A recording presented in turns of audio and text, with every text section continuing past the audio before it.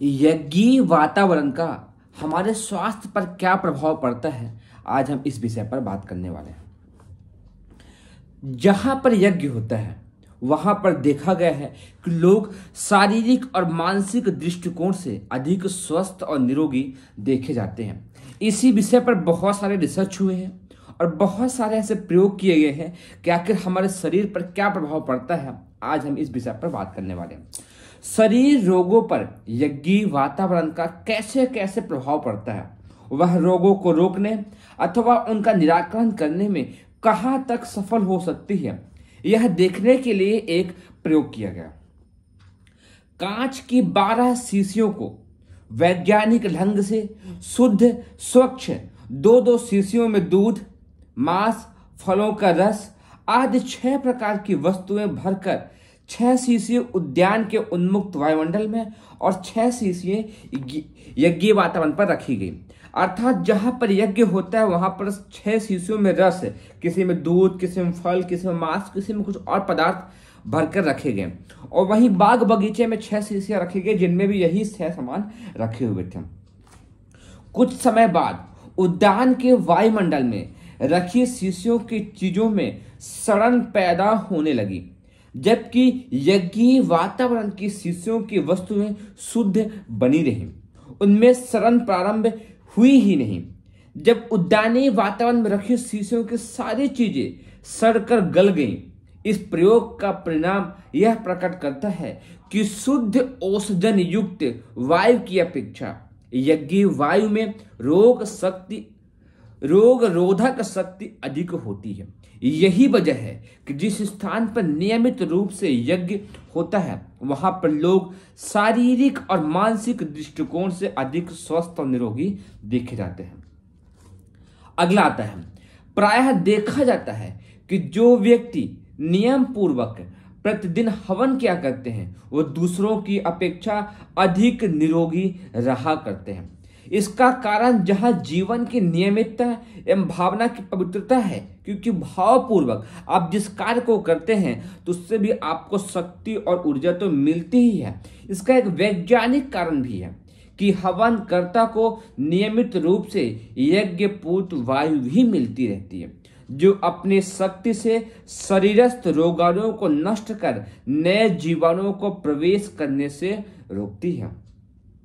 इन प्रयोगों द्वारा अनुभव के आधार पर विश्वास किया जा सकता है कि अन्य उपचारों के साथ साथ यदि यज्ञ विधि विधान को अपनाया जाए तो शारीरिक और मानसिक दोनों ही दृष्टिकोण से व्यक्ति स्वस्थ निरोगी जीवन जी सकता है। पुराने रोगों के ठीक न होने का एक विशेष कारण है कि वह ठीक क्यों नहीं हो रहे हैं। रोग के सूक्ष्म कीटाणु शरीर के किसी अंग के भीतरी परत में स्थायी रूप से जम जाते हैं। जो रोग पुराने हो जाते हैं उनके कीटाणु शरीर के किसी गुप्त अंगों में जाकर के छिप जाते हैं और धीरे धीरे रोगों की जीवनी शक्ति नष्ट करते रहते हैं। इन रोगाणुओं की सूक्ष्मता का इससे ही अनुमान लगाया जा सकता है कि एक खस के दाने पर 20 अरब कृमि तक चढ़ जाते हैं। इतने बारीक सूक्ष्म और इतने बलशाली होते हैं इकट्ठा होने में। ऐसे सूक्ष्म कीटाणु शरीर की किसी भीतरी परत में निर्लिप्त घर बनाए अपना काम किए रहते हैं और शरीर को खोखला बनाते रहते हैं। शरीर के उन भीतरी भागों में रक्त के भी बहुत ही सूक्ष्म कठिनता से पहुंच पाते हैं। ये अक्सर उस स्थान पर छुपते हैं जहां पर रक्त भी बहुत ही मुश्किल से पहुंच पाते हैं। किंतु दवा जाती भी कैसी है, स्थूल रूप में जा ही कैसे सकती है। यही वजह होती है कि निरंतर ही अपने कार्य में लगे हुए शरीर को खोखला और कमजोर बनाते रहते हैं। सूक्ष्म कीटाणु तक पहुंच पाना इन दवाओं का संभव ही नहीं होता है, क्योंकि वहां तक तो ब्लड का प्रवाह भी नहीं पहुंच पाता है। रोगी दवा पीता खाता रहता है, कोई लाभ नहीं मिलता है। निदान उसे विवश होकर जीवन से निराश ही होना पड़ता है। कई बार तो मृत्यु तक को लेना पड़ता है, क्योंकि वो इतने सूक्ष्म, इतने निर्लिप्त और इतने अंतरंग जीवन में प्रवेश किए रहते हैं कि ब्लड नहीं पहुंच पाता है तो दवा कैसे पहुंचेगी। यह निश्चित है किसी स्थूल वस्तु की अपेक्षा उसके सूक्ष्म का प्रभाव कई गुना अधिक बढ़ जाता है। डॉक्टर हेनीमैन ने भी इसी बात को प्रमाणित किया है। इंजेक्शन औषधि का सूक्ष्म रूप है। इंजेक्शन, जब किसी को आप दवा देंगे, सिरप पीने को देंगे, उससे अच्छा है कि उसको आप इंजेक्शन दीजिए। यही कारण है कि पुराने और असाध्य रोगों में डॉक्टर अधिकतर इंजेक्शनों की ही व्यवस्था किया करते हैं। इंजेक्शन स्थूल औषधि की अपेक्षा अधिक प्रभाव उत्पन्न करते हैं। वैद्य लोग औषधि की शक्ति बढ़ाने के लिए उसे महीनों खरल में घुटवाते अथवा भस्म रूप में परिणित करवाया करते हैं। आयुर्वेद में इसी उद्देश्य से औषधि को फूंक कर भस्म बनाने का नियम है। होम्योपैथी के आविष्कर्ताओं ने औषधि की शक्ति बढ़ाने के लिए उसकी पोटेंसी तैयार करने का नियम बनाया। उनका कहना है, शुगर ऑफ मिल्क अथवा स्पिरिट में घोटने अथवा झटका देने से किसी औषधि का जितना सूक्ष्म भाग किया जाएगा उसकी शक्ति उतनी ही अधिक बढ़ जाएगी। यही वजह है कि स्थूल की अपेक्षा सूक्ष्म का प्रभाव कई गुना अधिक बढ़ जाता है। कोई भी औषधि कितनी ही खरल क्यों न हो, घोटे पीसी जाए या कितनी ही देर क्यों न उबाली जाए, उसके परमाणु उतने सूक्ष्म नहीं हो सकते जितने कि हवन द्वारा अग्नि में जलाने से हो जाते हैं। उदाहरण के लिए एक मिर्च को ले लीजिए।